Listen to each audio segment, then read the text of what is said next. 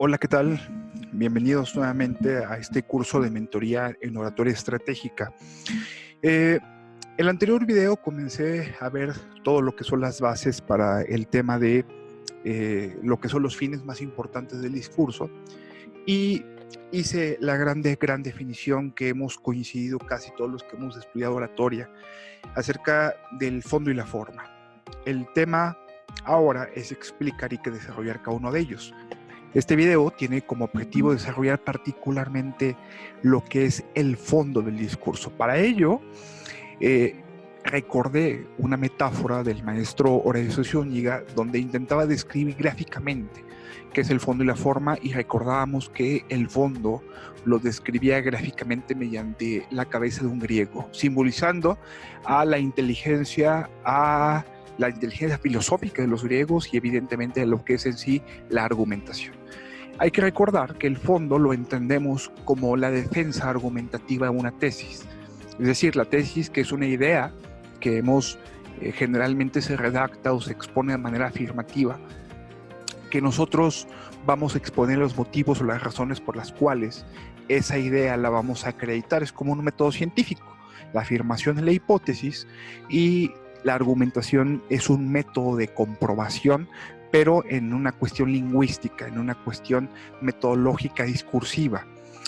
Por ello, he decidido desarrollar este tema, que como ya lo dije, ya planteé la definición, y para ello es necesario recordar estas diapositivas, que se las estoy colocando aquí, que como ya había dicho, habíamos comentado que convencer y cómo ver tiene que ver con el fondo y la forma del discurso. Pero particularmente el fondo del discurso tiene que ver con esta diapositiva, que ya le explica de manera concreta. Esta es la imagen que yo había dicho acerca del bufón y el griego, pero esta imagen de manera más particular es la que describe prácticamente todo. Voy a ubicarme particularmente en el punto que acabo de mencionar, aunque esto me implique robarle un poquito más de minutos. Aquí está, el fondo de discurso, que ya lo dije, que es demostrar una tesis o varias tesis que se demuestra mediante una cuestión argumentativa, es decir, mediante razones que vamos a exponer para demostrar esta parte, demostrar lo que es esta tesis, que es una idea que nosotros prácticamente vamos a defender o vamos a argumentar. Estoy utilizando un marcador, un segundo, aquí está, que es prácticamente esta es la tesis, y esto se demuestra mediante estos argumentos, que los argumentos nosotros nos podemos hacer de la ayuda prácticamente de todo el conocimiento que nos ofrece las investigaciones, los libros, las citas, las estadísticas, que puede ser científico, histórico, filosófico, sociológico, estadístico, entre otros. Particularmente hay algunas materias, por ejemplo en el derecho, donde solo en algunos casos podemos hacernos de la ayuda de la doctrina, de la jurisprudencia y no necesariamente la ley, que eso prácticamente nos amplía el espectro argumentativo. Entonces, es esto prácticamente la labor de argumentar, pero también el fondo, es decir, nuestra exposición de nuestros argumentos, una buena exposición de nuestros argumentos, obedece a lo que yo le llamo lógica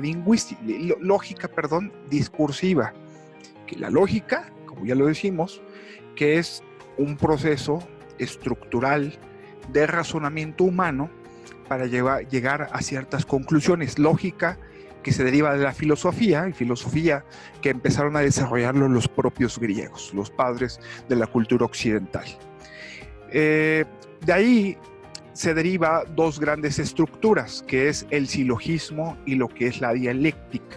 El silogismo, que prácticamente es nuestra primera estructura, es prácticamente la estructura más básica del discurso, que como ya lo dije, este primer punto, la lógica discursiva sirve para tener estructuralmente conectado un discurso y con un fin concreto, es decir, que nuestro discurso tenga una secuencia, tenga los conectores debidamente establecidos y tenga un fin concreto, es decir, una meta. Si esto es una carrera, llevamos una meta y no solamente demos palos de ciego en nuestro discurso.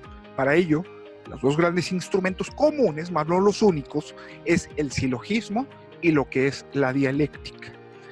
Que básicamente hay que recordar que el silogismo es la unión de dos premisas, premisa mayor y premisa menor para llegar a conclusiones, y la dialéctica es una tesis, una antítesis para llegar a una síntesis. Lo digo de manera concreta.